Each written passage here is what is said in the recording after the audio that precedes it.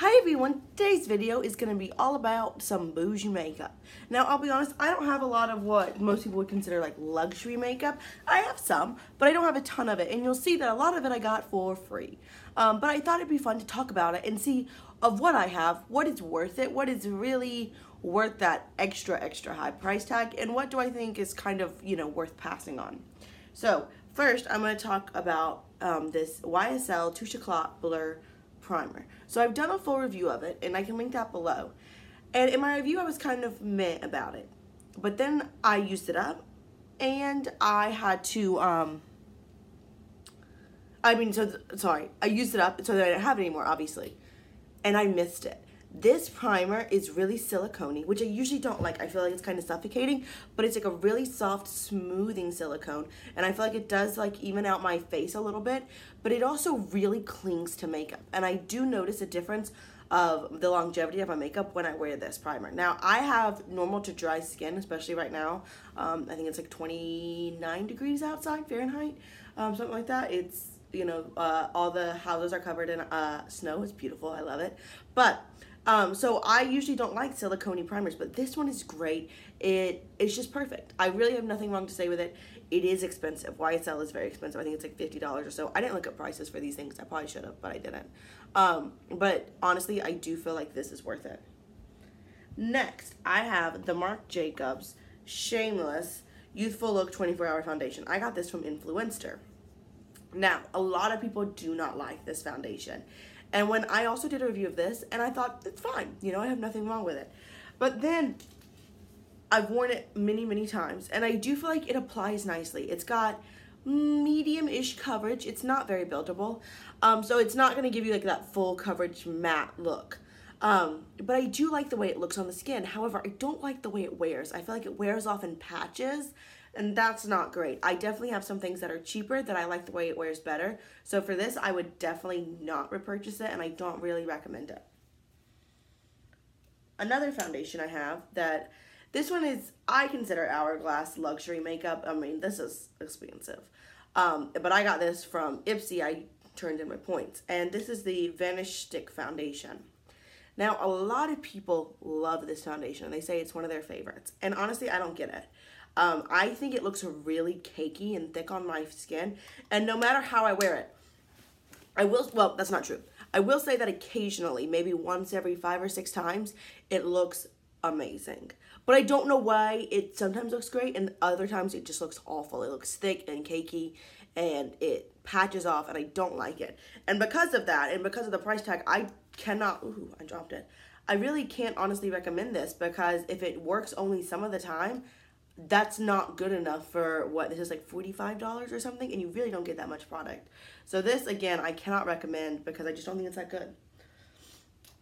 Now, I have one more base product, and that is the Guerlain Meteorites. These are beautiful. My sister wore them on her wedding day. I just think, what I like to do is I take a thick brush and I buff it in my skin when my whole makeup is done. I don't do it every day, but it just finishes your makeup. You know what I mean? It just makes it look perfect. It gives you a little bit of glow, just a little bit. It's not like you rubbed highlighter all over your face, but it gives you a little bit of glow, and I just think it's beautiful. It helps everything just kind of sink in a little bit more and blend into your skin. It looks so natural, and they're expensive, but I love them, and I highly recommend those. Okay, now I've got a couple of cheap products, just a couple. I have, this is a mini. I got this as a sample with Sephora. The rest of, well, no, not the rest, but most of these are mini things. With Sephora, you can use it, put it in a coupon code, and you get a free sample. And this is how I got this. I got a lot of these things that way, and I do highly recommend using that or using your 100-point perks to get these things. So this is the Hourglass Vanish Cream Highlighter.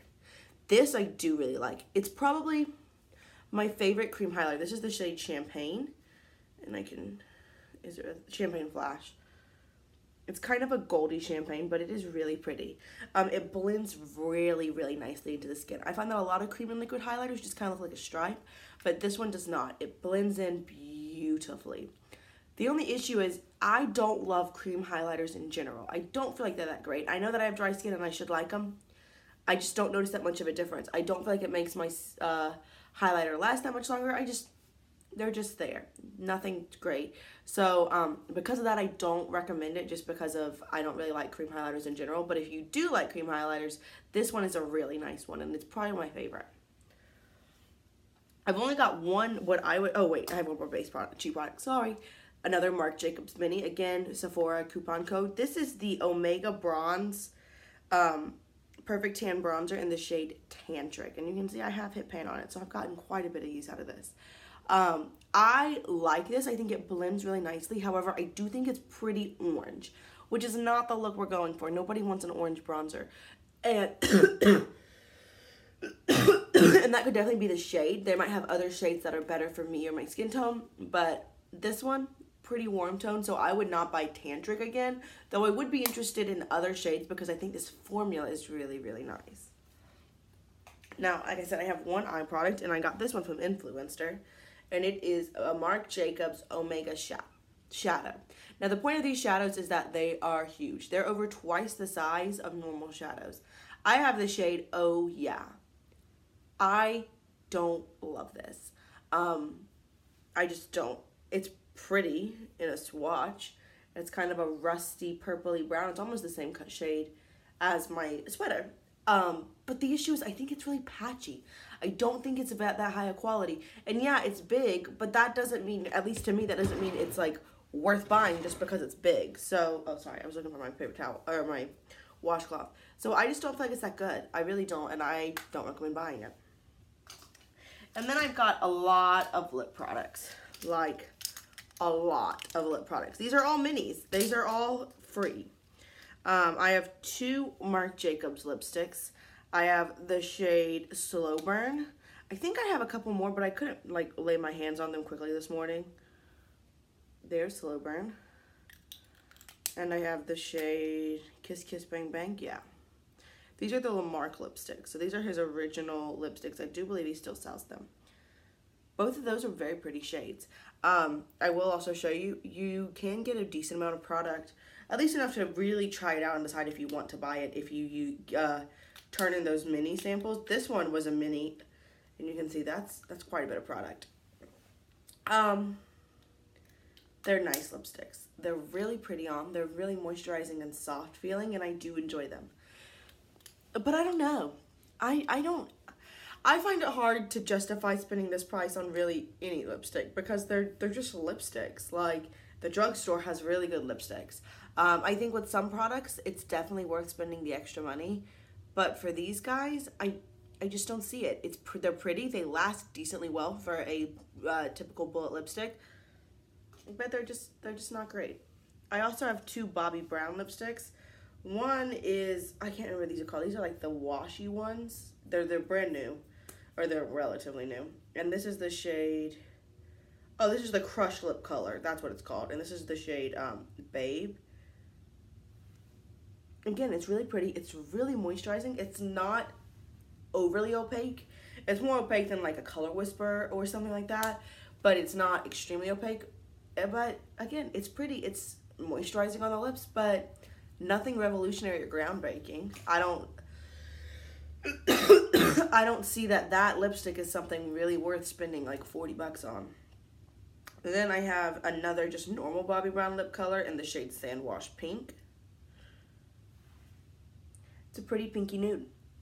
Same exact thing. Not anything super awesome. Not something that I think is like, wow, revolutionary, changing my life. I need to buy it. And last but not least, I actually haven't worn this, but I'm just going to show you. It's the YSL Vinyl Cream Creamy Stain, and it's in a red shade 401. It's really pretty. It's really red, but I haven't worn it, so I can't really review it. I don't know, I threw it in there because I have it. But I got this for free, again, from Sephora. It does stain my hand, though, so I think it would stain my lips nicely, and I do like a lip stain. So yeah. I think in general, luxury makeup is nice and it's a fun thing to buy, but a lot of it isn't really worth the price tag. You know, it's easy to get sucked in, especially you can see that really does stain, and I didn't really let that sit very long. especially because people on YouTube that get stuff for free, or, you know, that just have a lot of money that like to spend it on makeup, which is totally fine. I feel like they're like, oh, this is the best thing like that. Like, you can see I don't own anything Natasha Denona. And don't get me wrong, I would love to try an eyeshadow from Natasha Denona, but I just cannot justify those prices. Same thing with like Pat McGrath. Like, her things don't look that revolutionary to me, and they are super duper expensive. So I don't know. I just think it's worth looking at and really thinking about. Is it worth the price? Now, kind of high-end makeup, mid-tier, so like Urban Decay, Too Faced, Tarte. I like a lot of those brands, and I do feel like those are worth the price. But once you make that extra leap to luxury makeup, it's a little harder for me to justify.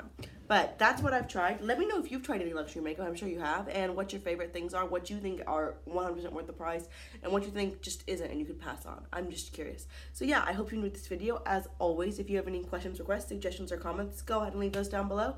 And I'll just see y'all real soon. Bye.